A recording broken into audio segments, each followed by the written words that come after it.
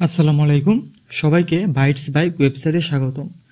আজকের এই ভিডিওতে আমি আপনাদেরকে দেখাবো কিভাবে আপনারা আপনাদের ব্লগার ওয়েবসাইটের মধ্যে একটা অটোমেটিক টেবল অফ কন্টেন্ট তৈরি করবেন। তো এই অটোমেটিক টেবল অফ কন্টেন্ট তৈরি করলে কি হবে, আপনার ব্লগার ওয়েবসাইটের যতগুলো হেডিং আছে সেই সকল হেডিংয়ের ঠিক উপরে একটা অটোমেটিক টেবল অফ কন্টেন্ট তৈরি হয়ে যাবে। আপনার ম্যানুয়ালি কিছুই করা লাগবে না, শুধু হেডিংগুলোর উপরে অটোমেটিক এটা হয়ে যাবে। তো এটার আমি একটা ডেমো দিয়ে রাখছি, আপনারা যদি ডেমোটা দেখতে চান তাহলে এই ডেমোতে আমি যদি ক্লিক করি তো আমার ডেমোটা চলে আসবে। তো এই দেখুন আমার হেডিংয়ের উপরে, হেডিং 1-এর উপরেই দেখুন এই যে টেবল অফ কন্টেন্ট কিন্তু চলে আসছে।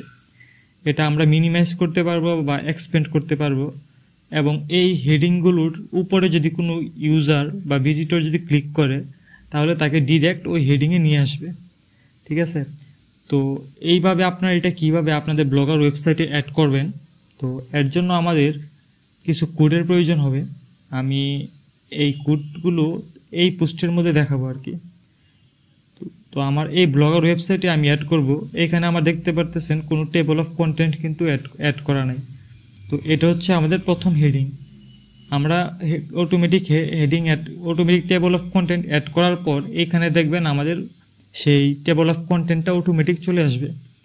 তো আমরা প্রথম আমাদের যেটা করা লাগবে, ব্লগার ওয়েবসাইটে চলে আসা লাগবে, এরপর থিমে চলে আসব, থিম থেকে এডিট HTML-এ চলে আসা লাগবে। আর কোডগুলো হচ্ছে সব এই পোস্টের মধ্যে আছে। তো প্রথম হচ্ছে আমাদের জাভাস্ক্রিপ্ট অ্যাড করা লাগবে। তো এর জন্য আমি জাভাস্ক্রিপ্ট কোডটা কপি করে নিই।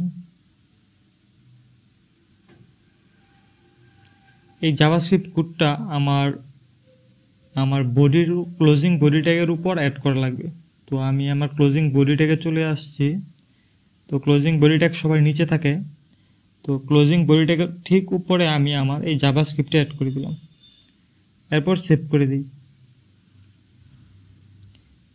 তো জাভাস্ক্রিপ্ট অ্যাড করার পর আমাদের যেটা করা লাগবে সেটা হচ্ছে CSS অ্যাড করা লাগবে। তো আমি এখন যদি CSSটা কপি করি, CSSটা কপি করে নিলাম এবং আমার এই ব্লগার থিমের মধ্যে বিস্কিনের উপর এটা অ্যাড করা লাগবে। আমি যদি আপনাদেরকে দেখাই, এখানে আমি লিখেই দিছি এই যে বিস্কিনের উপর। তো আমি বিস্কিনটা লিখে আগে একটু সার্চ করে নিই। তো আমার বিস্কিন চলে আসছে এখানে, এর উপর হচ্ছে আমার ওই CSSটা অ্যাড করা লাগবে। তো আমি CSSটা আবার কপি করে নিই।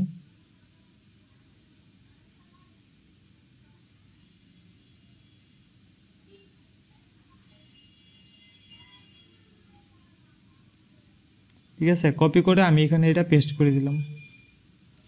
CSS পেস্ট হওয়ার পর এখন এটা আমি সেভ করে দিয়েছি। তো আমার সেভ হয়ে গেছে। এখন যদি আমি আগের পৃষ্ঠে চলে আসি, এখানে কিন্তু এখন দেখেন কোনো অটোমেটিক টেবল অফ কন্টেন্ট নাই। কিন্তু এখন যদি এটাকে আমি রিফ্রেশ করি,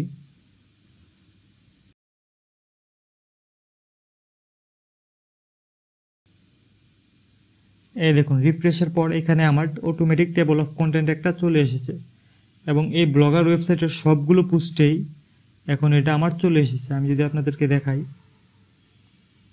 তবে এখানে একটা জিনিস মনে রাখবেন, সেটা হচ্ছে আপনার পোস্টের মধ্যে নিম্নে 3টা হেডিং থাকা লাগবে। যদি 3টা হেডিং না থাকে তাহলে সেটা কাজ করবে না। তো এই দেখুন আমার এখানে চলে আসছে। এখন আমি যদি কোনো একটা হেডিংয়ে এখানে ক্লিক করি, আমাকে একদম সরাসরি এখানে নিয়ে যাবে। তো এইভাবে হচ্ছে আপনারা আপনাদের ব্লগার ওয়েবসাইটে একটা টেবল অফ কন্টেন্ট তৈরি করবেন, এবং এই টেবল অফ কন্টেন্ট তৈরি করলে আপনার ওয়েবসাইটটা গুগলে আরও বেশি র্যাঙ্ক করবে এবং আপনার ভিজিটর আরও বেশি বাড়বে। তো এই ছিল আজকের মতো। যদি কোনো সমস্যা থাকে অবশ্যই কমেন্ট করে জানাবেন, আমি চেষ্টা করব সাহায্য করার জন্য। আর এই পোস্টের মধ্যে আমি বিস্তারিত সব দিয়ে দিয়েছি, তো আপনারা এই পোস্টটাও পড়ে দেখতে পারেন, আশা করি সব কিছুই বুঝতে পারবেন। তো ধন্যবাদ সবাইকে ভিডিওটা দেখার জন্য।